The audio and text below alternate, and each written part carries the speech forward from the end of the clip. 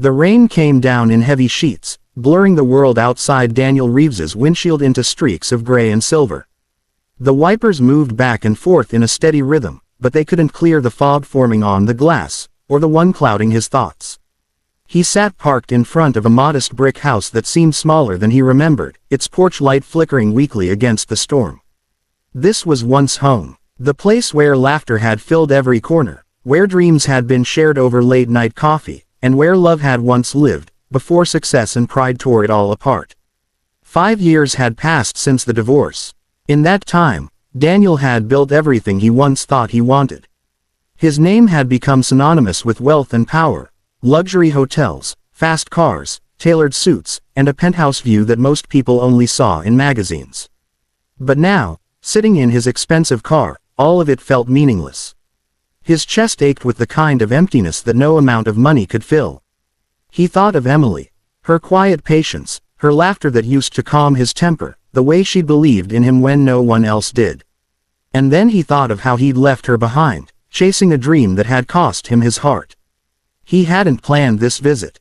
The letter arrived 2 weeks ago, written by Mrs. Porter, their old neighbor. Her words were simple but heavy. Emily isn't doing well. You should visit, Daniel. Some things shouldn't be left unsaid forever. He read it over and over until he couldn't ignore it anymore. That's what brought him here, after all this time. Guilt, regret, and something deeper he couldn't quite name. When the front door finally opened, Daniel's heart nearly stopped. Emily stood there, holding a mug in one hand, a knitted shawl draped over her shoulders. Her hair had streaks of silver now, her face thinner, her eyes tired, but she was still Emily. The same woman who once made even the dullest days shine. For a moment, she didn't move. Daniel, she said, her voice barely more than a whisper. He wanted to say her name, to tell her how sorry he was, but the words caught in his throat. The rain beat harder on the roof as they stared at each other, two people separated by time, pride, and too many unspoken apologies. Finally, she stepped aside, her voice quiet but steady. Come in, I guess. Daniel stepped inside slowly, as though afraid the moment would vanish if he moved too quickly. The familiar scent of lavender and freshly brewed coffee filled the small living room, but everything else felt different. The space was neater, quieter, emptier.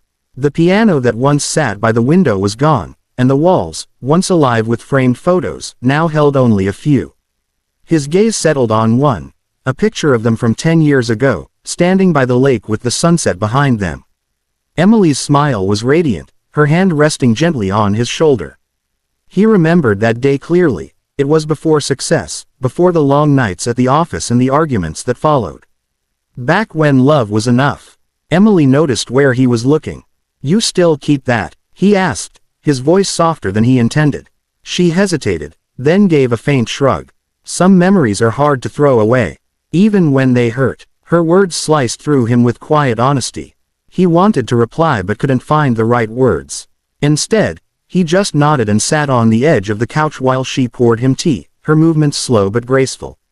I heard you weren't well, Daniel began, his eyes tracing the faint tremor in her hands as she placed the cup before him. You shouldn't have had to hear it from anyone, she said, her tone calm but distant. But I'm fine now. Life goes on, Daniel. It always does. He wanted to believe her, but the tiredness in her eyes told another story. He took a deep breath. I should have come sooner, he murmured. You were busy, she said quietly, not looking at him. You were finally becoming the man you always said you'd be. The words hit him harder than he expected, not because of bitterness, but because of truth. He had become that man, but in the process, he'd lost the only person who saw him before the success. After a long silence, Daniel reached into his coat pocket and pulled out a small velvet box.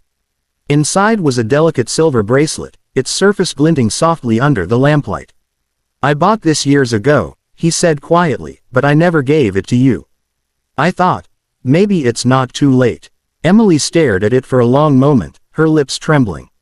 You always did know how to surprise me, she whispered. But behind her voice, he could hear the ache of everything that had gone unsaid for far too long. For a long moment, neither of them spoke. The ticking of the clock filled the silence between them, steady and relentless, marking the years they had lost. Emily's fingers brushed against the bracelet resting in her palm.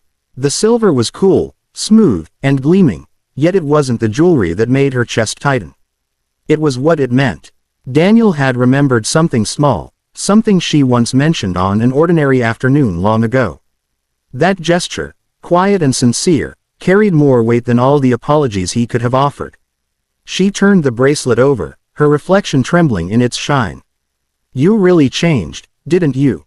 she said softly, not as an accusation, but as an observation. Daniel looked at her, eyes glistening. "I had everything, money, fame, power, but it all felt hollow," he confessed. "Every night I'd come home to silence, and I'd think of this house. Of you. Of how I traded something real for something that never loved me back." His words came out uneven, but honest. For the first time, she saw not the confident businessman from magazines, but the man she had once known, the man who used to chase dreams with reckless hope and hold her like she was the dream itself. Emily's eyes softened, the hurt slowly melting into something gentler. "You broke my heart, Daniel," she whispered. "You didn't just leave, you stopped being you." He nodded, unable to look at her. "I know, and I'll spend the rest of my life wishing I could undo that." Tears welled in her eyes, and for a moment, Daniel thought she might tell him to leave. But instead, she slipped the bracelet around her wrist. Her hands trembled as the clasp clicked shut, a sound so small, yet it echoed like forgiveness. She took a shaky breath and finally looked up at him. "You can stay for tea," she said softly. The simple sentence carried 1,000 emotions: pain, understanding, and perhaps the faintest spark of hope. Daniel smiled, relief washing over him. He knew this didn't erase the past, but it opened a door he thought was sealed forever. As the rain outside softened into a gentle drizzle, the two of them sat together once more, not as husband and wife, but as two souls brave enough to face what was left of love. And in that quiet, fragile moment, silence finally became peace.